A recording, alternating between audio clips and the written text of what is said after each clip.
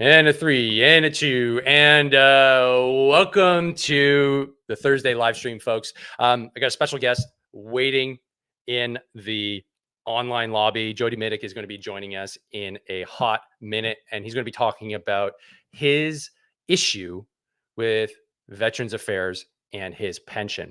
So we're going to start getting to the bottom of this. It's an important issue because it scared me, because if they can do it to him, they can do it to anybody. Before we get into that, if this is your first time tuning into a live stream, welcome. We go live every Thursday at 1400 Eastern Standard. If you want to drop a comment, say hello, I'd really appreciate it. And anybody that is a long-term member here, there is the ability for you to help out a veteran podcast like this one and help keep the lights on.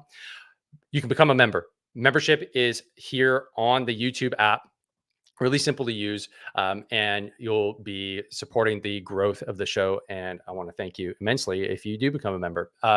So let's get into what's going on in Veteranland. I want to cover off just a few quick things here, and then get right over to Jody. So the first thing is, if you haven't checked out Aaron Gunn's film, Forsaken Warriors, about the decline of the calf, folks, let me just tell you, wow, it's an hour and a half. He interviewed everybody, and it is such a glaring kind of spotlight on what's going wrong. And I want you to form your own opinions on it. I watched it. I thought it was incredible. So shout out to Aaron for doing such a great job, and go check this out on YouTube. It's absolutely free to watch. The other thing I want to point out too is we've got the military influencer coming up. Like, it's coming up on Monday, folks. What is the Military Influencer Conference? The premier business conference for the military community on the planet. And thanks to Cortez Riggs for having the vision to bring Canadians down and have our own little piece of real estate at this conference.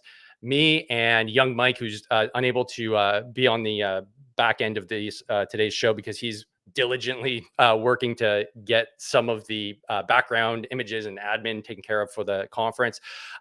We've been going down for 2 years, and this year we were asked to be organizers for the Canada House contingent. And we want to thank everybody that has decided to get on board with this crazy idea. So I want to thank 123 Cyber for being a company that is coming down, Tactical Snacks, Collabo Wave, and Avail Veterans, who are going to be manning their booths. We've also got Pro Patria Coffee, which, guys, at Pro Patria Coffee, like, you guys are stellar human beings. Thanks so much for sending me a mug. Appreciate it. We've also got Corporate for Life, who's a proud sponsor. We've got Canadian Veteran Marketplace, proud sponsor.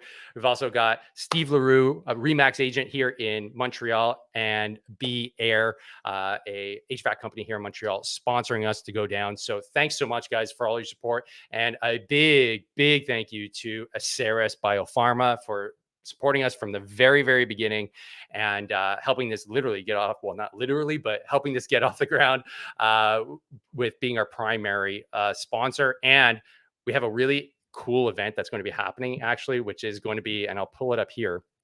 It's going to be the highlight event of the Canadian contingent. That's not it. This is it here. So on October 2nd, we're going to have a whiskey and guitars night, and it's going to be with the notorious Dallas Alexander. Where is it? It's here somewhere. It's at 4 p.m. There we go. Coming up. Come on. There we go. So we got Dallas. He's going to be coming down, and he's going to be playing some tunes. And we'd like to also thank the Green Beret Foundation for stepping up to the plate. Don't know them from Adam, and saying, hey, fellow Special Forces brother is going to be doing something here at the conference. We'd love to get behind it. So everybody's involved. Thanks so much. There's going to be so much more coming down the pipe in terms of content and what we're up to. So stay tuned to this channel, and you'll get your updates. And if you haven't done so, go support these companies. Go support your veteran-owned companies. Jody's got a company. He'll probably even talk about it a little bit when we get on the live stream. Just if you want to support the troops, this is where the support really comes into play, and this is where we can help grow our businesses. And lastly, I want to give a shout out to a member of the Veterans Getting Fit AF community. Dan Hefferton for completing a Tough Mudder, his 15K Tough Mudder last week with a few friends. So he was getting back after it. His back didn't seize up, and he's been rehabbing a serious back issue. I feel you, brother. I've been in the same boat for many years, and every little victory means a hell of a lot.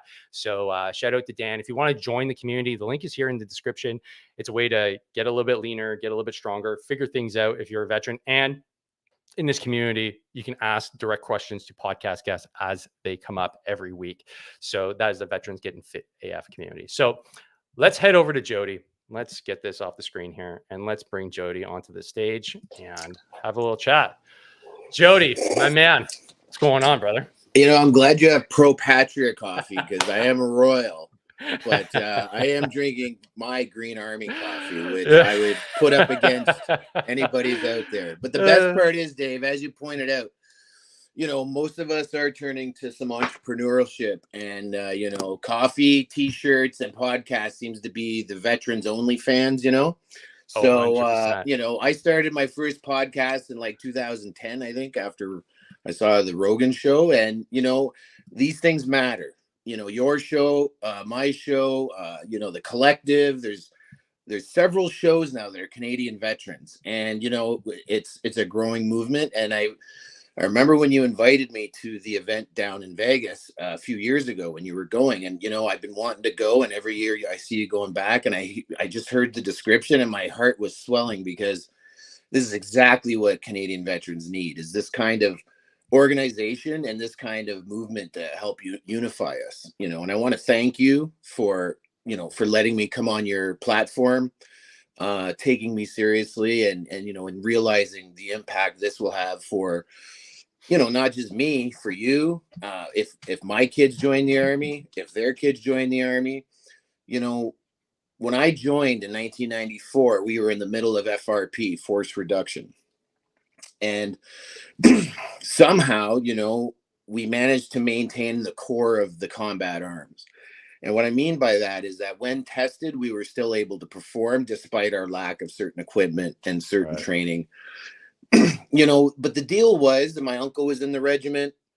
You talk to a ton of the old guys back then, if you join and you get wounded, they'll take care of you for life. We're not talking mega money, but we're talking about enough for you to be able to pay your bills and keep a roof over your head and probably feed your kids till the day you die. And, recently I got a letter from Veterans Affairs where, that's not the case anymore. Apparently our pensions are called benefits. Our compensation is called, an incentive or an allowance. These are all new terms to me under the situation and the system that I thought I was falling under. When I stepped on that landmine, I wasn't worried about this, because I didn't think I had to. It didn't occur to me that anyone 18 years later, after I got smashed, would ever even want to have this situation come up. It's almost alien to me. We talked a little bit earlier, and I was talking to a friend of mine right before the show, and they said, well, make sure you bring up how you're not breaking any clause, because when you read it, it's section 21 of the Veterans Wellbeing Act, and you read it, it's just a rabbit hole of links down the websites that don't lead to really anything. So my whole position, and we can get more into it, but is just that I challenge the existence of this clause or regulation or policy, whatever they call it, for combat wounded. For me, as a combat injured soldier, this is an unacceptable system. The new Veterans Charter, I did not see its value in 2007 when they introduced it. To this day, I've always advised against it, and they need to go back to lifetime pensions. And Trudeau, recently promised that, and now suddenly we're stuck with this. So, Jody, before we get any further down the rabbit hole, let's define what we're talking about here, because we've definitely got people that are going to tune in and be like, well, A, who the hell is Jody Mitic? And B, what is actually going on here? So let's start with that. Let's get a backstory as to like where you're coming from, Raj. and then let's talk about the So you want literal incident that had just happened, that's spurring this conversation here. right. So you want me to go back to where I got wounded, you mean? Yeah, I mean, Say, yeah. let's keep that as tight as possible, and then let's chat Check. about the actual incident. So in 2007, I was a sniper team leader, master sniper on ops in Kandahar. And unfortunately, one night I stepped on an IED, lost both feet below the knees. Fast forward, I've tried to work within the system as they presented it. University of Service had come out, so I'm unable to remain in the forces for whatever reason. And they introduced the new Veterans Charter. So fast forward to now, I'm in a position where my life, I did manage to get into politics. I had my own podcast for a while. I'm bringing it back soon. Which you literally inspired me to get into podcasting, right, without even knowing me. It was one of my. I appreciate that's when that was my goal too, right? Like to spur more of this like ability to just talk about what's legit. A lot of what we deal with is the inability to report true issues, and when we do tell, we're dismissed in this case. So as soon as I got hurt, my name got out a little bit. I ended up being on The Amazing Race. So, I was able to be a part of the process through just sheer force of my popularity through the evolution of the Veterans Charter. When Prime Minister Trudeau went to get elected, he promised to make some changes, some what we thought were going to be positive changes, and then a few other things that he said that I thought made him a decent candidate. Their idea appears to fixing the new Veterans Charter, which is the charter that is designed around the welfare of the injured soldiers and air personnel and Navy personnel who come home from the incredibly dangerous missions that we are sent on. In my case, this is legit 3 guys in non-permissible terrain working behind enemy lines. One of us gets smashed. Like that's pure combat. I understand that there's other things that can happen in service, but I'm just, for my purposes, I'm focused on this. Because even when I got hurt, there was this lean away from don't ever say wounded. Don't ever say wounded. You were injured. I'm like, no, I'm pretty sure I was wounded. Yeah, so and these are the things, that's I figured that out. That's why we don't get any Victoria Crosses, is because we technically never were in combat, they say, right? So let's just fast forward then to July 2nd, where I get this letter in the mail from Veterans Affairs, and I had another letter sent in April, they say, but I opened it the same day as this one because they appeared in the mailbox. So I'm just going to read you this one, which was a huge surprise. Okay. So it's from Veterans Affairs, July 2nd, 2024. Dear Mr. Mitic, subject, suspension of your income replacement benefit, right? So right there, they're already using language that, takes away from what it's truly meant to be. It's not a benefit. It's not allowance. Like it's an award and it's a compensation, right? Mm-hmm. Further to our letter dated April 10th, we are writing to advise that your income replacement benefit is suspended under Section 2.1 of the Veterans Well-Being Act. I don't think they know what the well-being part means, right? The well-being part is kind of being left out. I say it's like a Monty Python skit. Dude, sometimes I feel like I'm being tested, You are required to provide us any financial information needed to assess your continued eligibility to the income replacement benefit or to determine the amount of your benefit payable as per Section 2.5 of the Veterans Wellbeing Regulations. If you have a computer out there, go ahead, Google Veterans Wellbeing Act. It'll pop up the government page under I believe the Ministry of Justice, perhaps. Which I thought was kind of cool and odd at the same time. I was also on Ottawa City Council, so I understand all the politics around this stuff. So further to the letter. In order to ensure that you received the correct income replacement benefit amount for 2020 through 2023, we need to verify your self-employment earnings. Please provide us with the information from your income tax return found in lines for each year you were self-employed. Self-employment business income line 13500. Self-employment professional income line 13700. Self-employment commission income line 13900. Self-employment farming income line 14100, and self-employment fishing income line 14300. As we have not received the required information, your income replacement benefit has been suspended effective July 2nd, 2024.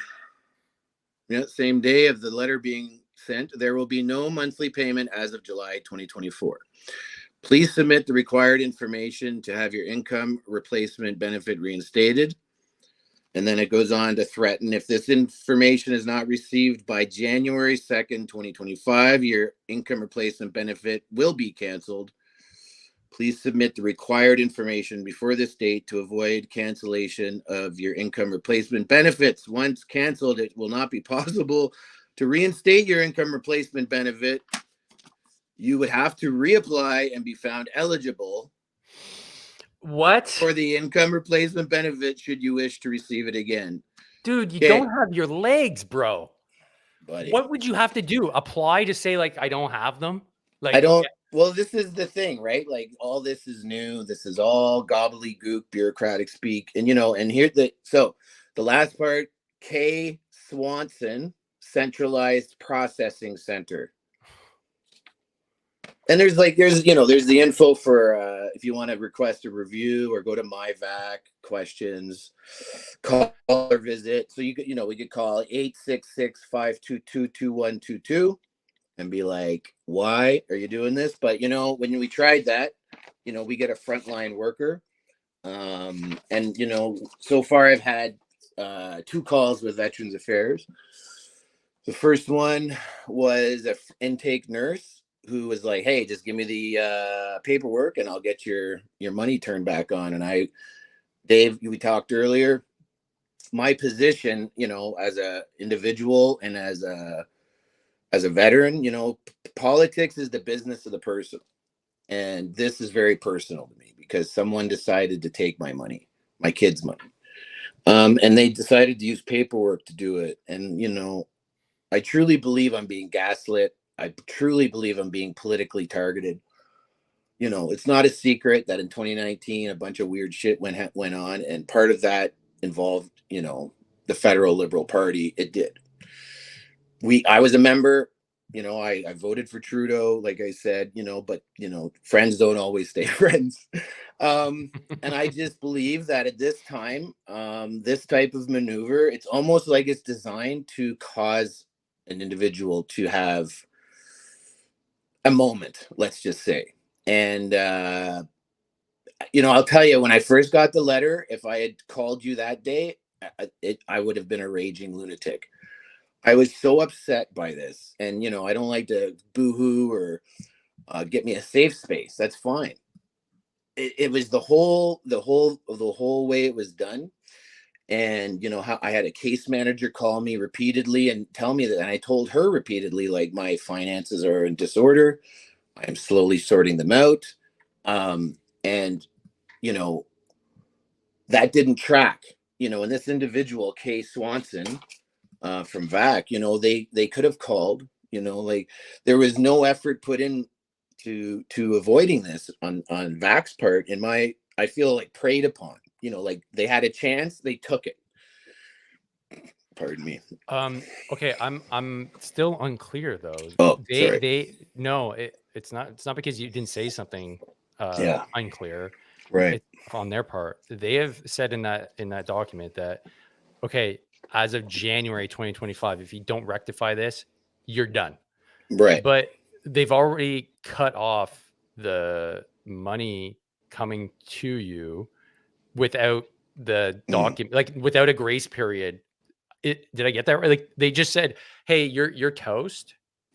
And by the way, you're even more toast in January if we don't get what we want. Did I get that right? Like it's basically Yeah, like they yeah, they already fired the artillery before they went to the table to do the negotiations. They're just like they yeah. fired the It's like, artillery and then they're like, hey, we're gonna negotiate now. It's like, dude, you already yeah, fired your they got, cell though. Like, yeah. Well, they no, got we're a at war now. lingering munition back there with a 250-pound warhead strapped to it. Right. Um, Like, I mean, like we all fought war. Like we understand how war is fought. And like you well, don't come to the table by already shooting your guns. well, this is. I mean, I don't. What they're trying to accomplish is, this is. You read literature on this type of stuff. This is a punitive measure. This is they're trying to force compulsion. They're trying to, get you to comply. And I just can't. What they haven't said if I'll get the back pay mode. Um, with the record I have with even with CAF, and back pay for field combat pay, all that jazz that came in after I got wounded. Um, you know, I think I've been shortchanged from the beginning anyway, and anyone in my position has been under the new Veterans Charter. And we can't just keep nodding our head and going along, and every budget going, darn it, we didn't get what we thought we wanted, and having them tell us that it's for our own good. Because part of what you'll read if you do go through the Veterans Wellbeing Act, Dave, is this continued like implication that we need help to get back into life and to reintegration or integration is peppered through the document quite a lot. And in my opinion, that's been used to, like, let's the money that should be coming in to each of our pockets, what isn't coming in has been redirected into these services that they convince us that we need, in some cases services that were always provided anyway. So I'm not positive exactly what the disconnect is. But we went from the system that took care of us and tried to help us to this one that it treats us as though we are, no offense to anybody out there, we're not welfare recipients, we're not disability recipients, we're not unemployment recipients. I at the prime of my life, I went into combat and I had my whole future taken from me. That's fine. That's part of the deal. I don't begrudge that part. What I begrudge is the fact that since that has happened, the amount of financial restitution and support, and eligibility for things just keeps getting smaller and smaller and smaller. And I'm only 47. It hasn't even been 20 years. So, we're just at a point now where as veterans, we have to get serious about some of this stuff. And, I think this is a fundamental issue to service in this country. I Mhm. truly do. I Yeah. truly do. I didn't join and get smashed for a guarantee of an allowance. I never would have joined the Canadian infantry if that was the case. I mean, maybe I would have at 17, but like, we can't allow this kind of abuse of authority to happen. Yeah. Well, I mean, we're seeing it already with the lawsuit that Catherine and Valor Legal has brought against the Mm, CAF for the COVID stuff, right? Like the abuse of power is endemic. It's part of the culture. And even in Aaron Gunn's movie, I can't remember who he interviewed, but he said he's like the reason why VAC is the way it is because it was created after the First World War to prove guys were malingering because they had conscripts. So they had a lot of guys and they didn't have the internet. They didn't have the same passage of information. So they would literally just right. assume that you were malingering and trying to cheat the system. And so the culture still exists. Like they Well, had a conscript army. We're yeah. all volunteers. None of Right. us Right. had Well, to hey, join the military. Like that's the touche. Touche. fundamental difference. I think he's right in that there was the fraud aspect, bro. From what I've been told, though, in the past, Veterans Affairs did what we just described. It handed out money, it handed out support. Yeah, you had to prove it, but it was there to be got. And on the flip side of this letter, I did get a letter as well that told me I'm eligible for $90,000 in education funding, Yeah. which is great. What Veterans Affairs has certainly become, I think, is that it over worries about the fraud part, as you said, right? Like, it's worrying about it in the wrong places, if that makes sense. And anyone who's a true fraudster always gets caught. Eventually it comes out. It can't stay hidden that long, um, and I just, I can't go on continuing to deal with this. It's tough on the family. It's tough on me, of course. I'm trying to just move ahead with my life, and this is the kind of stuff that it does feel, you know, for as an individual, this is the kind of stuff that Veterans Affairs is doing to try and keep me in my place rather than let me grow and like move on. Like if they want to talk about an income replacement benefit, well, prior to, my drug issues and my mental health issues where I burned out, I was earning a decent income. So why not evaluate me on that? Because that's a proof of earnings. Well, like we were saying before we hopped on this morning, right? Like, yeah, I evaluate you as a $250,000 man. And the only reason why I say that is because you're wicked smart. You're also able to carry a conversation very well, which is a skill in and of itself, right? You came back from a demanding job, and I'm not even talking about the fact that you were a master sniper. Like just that alone is a feat. So then you end up taking on politics. You're writing books. So clearly, you have a skill set that a lot of human beings don't have. And so in the free market, that commands a lot of respect and a lot of cash. So if you go in the private sector, you get paid. And a lot of us are in that same boat too. Like I was never a commanding officer or anything like that. So like I wasn't a master sniper, but I recognize that I do have some skill sets that are valuable in the market. And, yeah, because we can't we can't get to that potential because in your case, you've clearly been severely wounded. So therefore the amounts we get are there to compensate. And that's why, I understand like income replacement. It's like, yeah, dude, like, hey, I wanted to stay in too, man. I didn't want to leave, but they said your career's over. So go home. yeah, Okay. But this is what I do. I'm sure I had a teaching career, but I initially just wanted to be in the Reg Force. I wanted to leave the reserves. That was going to be my career path because I love being overseas. I love being at war. I was like, fuck, can I do this the rest of my life? This is awesome. But they're like, no, you're too hurt and we don't have anything else for you. See you right. later. And I was like, oh shit. Like, really? There's nothing else? Like, I'm good at this. And in your case, like, obviously you're really good at this one thing, but now you're injured, but I don't understand why there's this push to get us out. And then as they push us out, and it's the only place that I know of that you lose a career that and you actually want to stay in, then they give you a hard time for the compensation that they're going to give you. And the analogy I used was like, well, imagine a public servant when they quote unquote retired. Throughout the rest of their retirement years, they had to justify why they're getting their pension from Service Canada. Yeah, imagine every year. Their freaking minds. There would be bags of shit burning on Trudeau's house front step every day. Like that's guaranteed. Well, but us, it's like, oh, well, Jody, sorry, you didn't fill in an income report. Yeah. So too bad, so sad. Well, and I think, you bring up a good point. Like we don't appear to have, despite all these people working on our behalf, true representation once the actual hard numbers hit the table.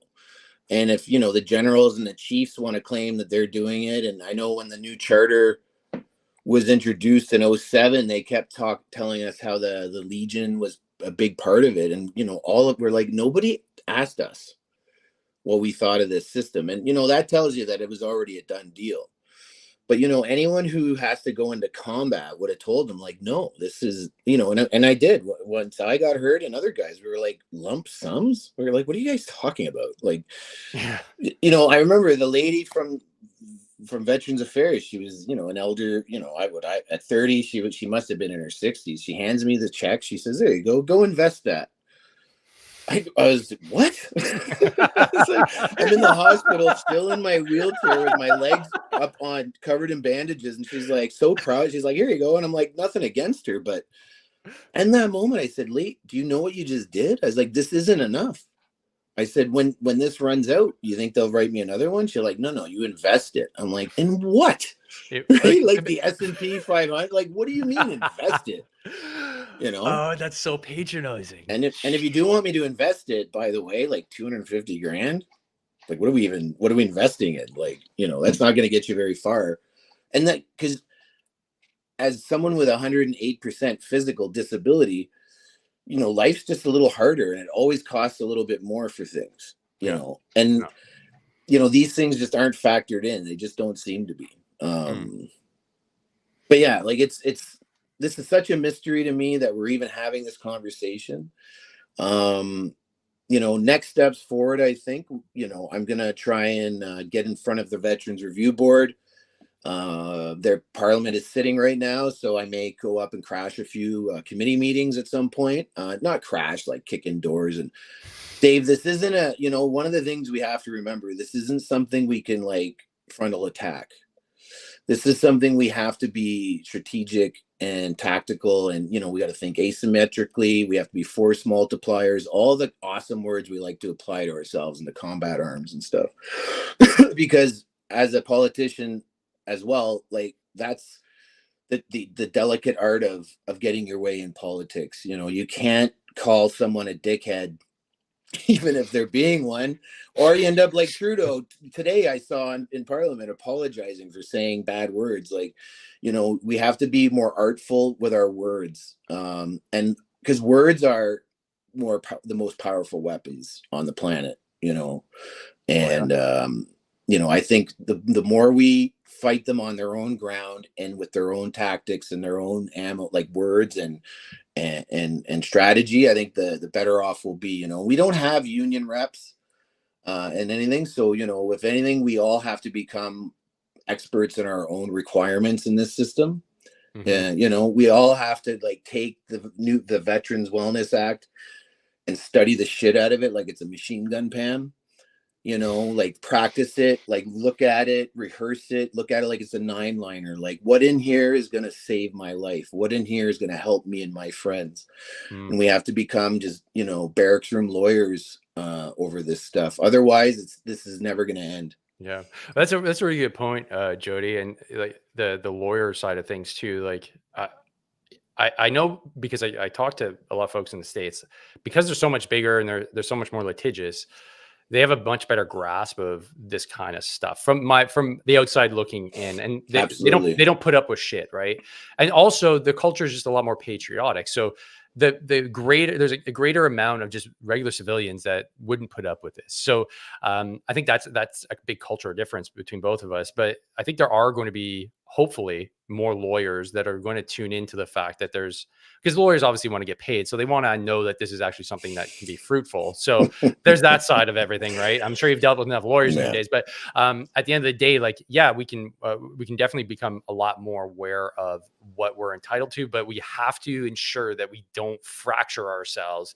And I think that's part of the ploy, right? Is to kind of keep us fractured with like different in-groups within the veteran community. Like, and that's part of what I'm trying to do here too. Like, I know I criticize the government a lot, and I criticize, like I've talked about rainbow veterans and shit like that. But at the end of the day, we're all veterans. I don't give a shit if you have a rainbow flag or not. What I give a shit about is that the government's using us as like little tools to kind of get their way and kind of create wedges between us. But I wanted to just get into the comments real quick, because some of the folks here are pretty they're regulars, so I want to give them some shout outs. Friday Terry is here again, and he'll catch the replay. Friday Terry's a long-standing guest here. Odious Patton too. He's always throwing up the slide. Everybody's giving me an education here. This is Diagolon, so we got some Diagolon folks here. So he's always here. Who else do we have that I want to give some? LT Survival, welcome. I haven't seen you before. So liberal, Purple Cat. Yeah. Oh, it was Purple Cat. Purple Cat pissed me off to the hey, how's it going, Purple Cat? Welcome to the show. Actually, James Graham here. This is James. I haven't seen you on the show before, so welcome. He brings up a good point, and you know what? We were talking about this actually before, Jody, that just to distill his argument, it's an income tested benefit. So he's like, just submit your forms. Yeah, but no, that's the problem. That's the problem, right? Like, it should just be, I don't give, like, I'm acting as government. I don't give a shit if you're Bill Gates. I don't give a shit if you're Elon Musk. I'm still giving you your $6,000 a month, and you can make $1 billion a month. I don't care, because you earned this, because you serve the country. So go ahead and use that money. Hell, if I give and I find it so preposterous too. The government is literally talking about universal basic income, but yet they won't accept that, hey, maybe veterans would be like the best suited people to just get their, if you want to call it universal basic veteran income, maybe that would get their hive mind to come around to be like, oh, maybe it's a good thing. And then the whole idea of like taxing them and having them to give more so that they can prove to get that benefit would be moot. But because I think that's what James's point is like, yeah, you could absolutely, like, I have to do the same thing too. And I get freaked out because they call me and they're like, hey, Mr. Morrow, you've got a few businesses going on here. What's your income statement? I'm like, $0. They're like, I'm like, no, I just, it's the IRB. That's all I make. Because they think that because I'm here doing YouTube stuff and I coach people that, I must be bringing in all kinds of cash, when in reality, I do this to break even. Like, this is what I do to pass my time, and I love it. Right. So I know, bro. It's like you don't make money at this. Like I even with books and stuff, you barely make enough money back for your time. But I never wanted to do it. Money's great. Don't get me wrong. I love money. I want to make a lot of it. However, to this point, it's been about the message and it's been about the community. I've tried to make it that way. I've sat back for a while. Like I said, I had disagreements with people in the current government. That's fine. I had to sort out my own personal life. But we just, we got to keep pushing, to James's point. It's not personal. Just do this. You could solve it. I shouldn't be in this issue. This shouldn't be a problem for me, period. And I remember when, I don't know if you remember, in Paul Franklin, he got wounded and lost both his legs above the knees when Glenn Berry, our diplomat, was assassinated. Yeah. And he's under the old system. He was given the option of the new system, and he said absolutely not, because he took a look at it. He was a medic. He realized it wasn't going to do what it was supposed to do. I think I lost a bit of my train of thought there, but what I'm hearing is we've got essentially two tiers of veterans right now. Possibly, we've got those that are like old system, new system. There shouldn't be any old new system. It should be what's the fairest. And I always call it the grandpa policy. When do I end up like Gramps, where he didn't ever talk to Veterans Affairs? He fought in the second. He got blown up. Yeah. He came back, started his life. And like, I didn't get to know him very well because he passed away when I was really young, but talking with my family, it's like, no, there was never any, like, there's no meltdowns at the table like I have, where I'm just like, fuck, what, like my wife's like, who are these people? Why are they? It's like, one of the biggest stresses of my day is having to talk to these people and like not knowing which organization I need to talk to. And the confounding amount of information that comes my way with different portals, different benefits, one person saying one thing, another person saying another, like insurance claims that don't go through. It's just like, why is it so confusing?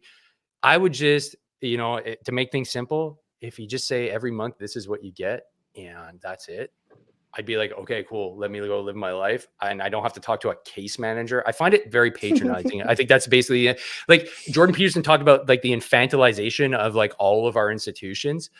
I think that's it. Oh, man. yeah. It's like, it's mothering. Like we're all warriors. And then we talk, and like, I don't want to shit on women here, but they have a different perspective. So when I get fired up on the phone, and I don't know if you got fired up, they get really scared. They're like, I'm not angry at you. Like I don't want to hurt you. I'm just super frustrated. And the way I voice it is like, fuck, shit. Yeah. This is bullshit, like, and so and then things go sideways. And I think the institutions are like, they're failing because they don't understand that who they're dealing with. So it's like a company that doesn't understand their clients. It's inevitably going to fail.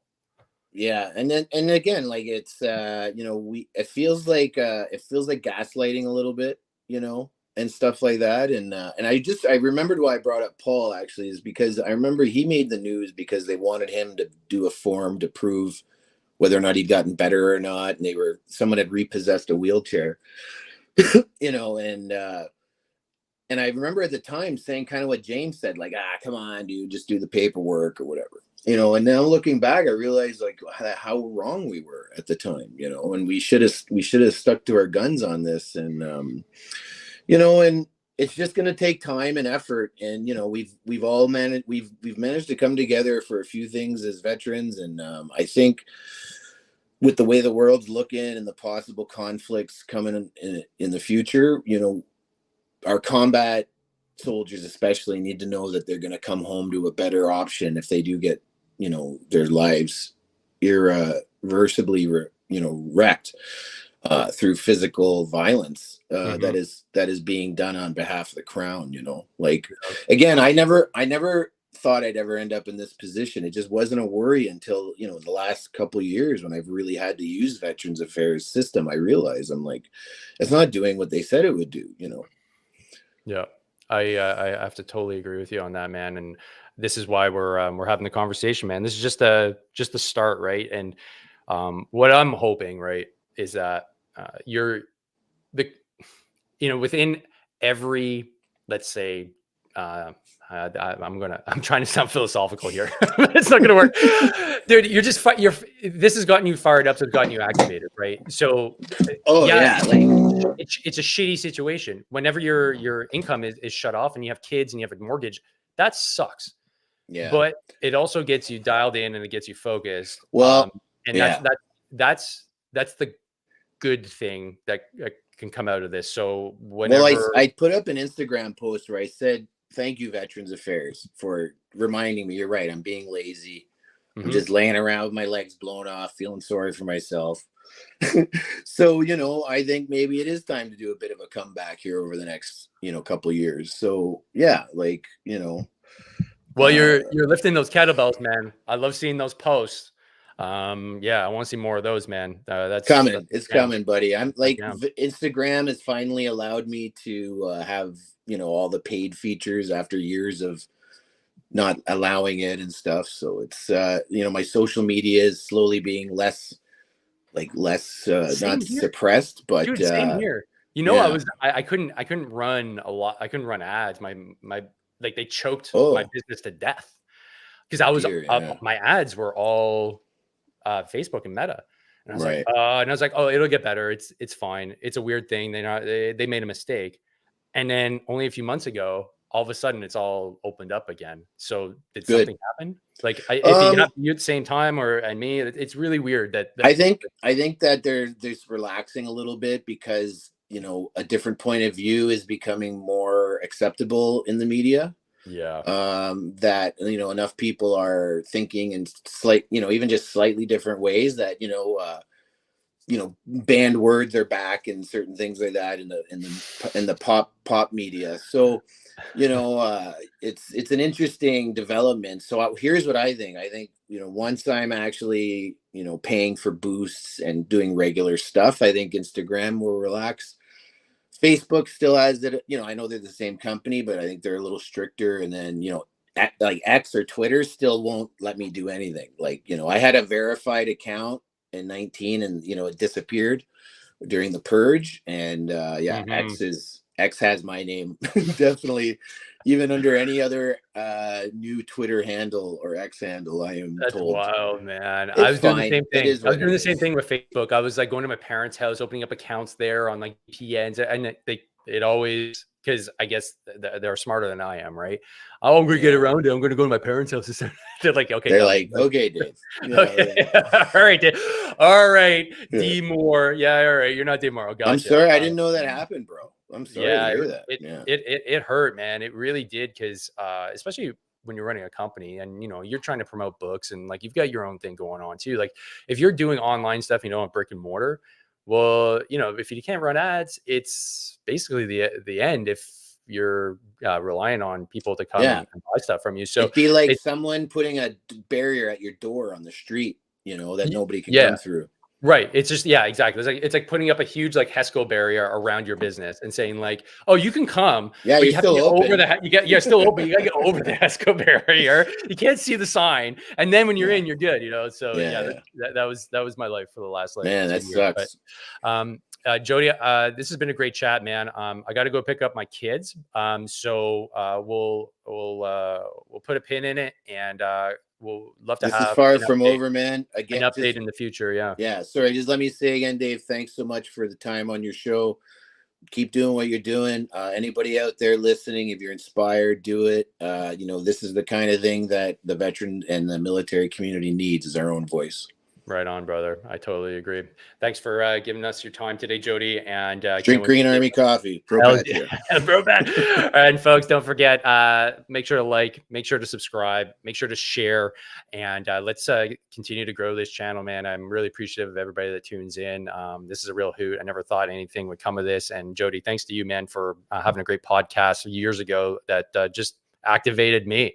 So folks, tune in next week. We'll be back from the hard to kill conference, from the military influencer conference, with all kinds of updates. And don't forget, train hard, fight easy. See you on the next one. Peace.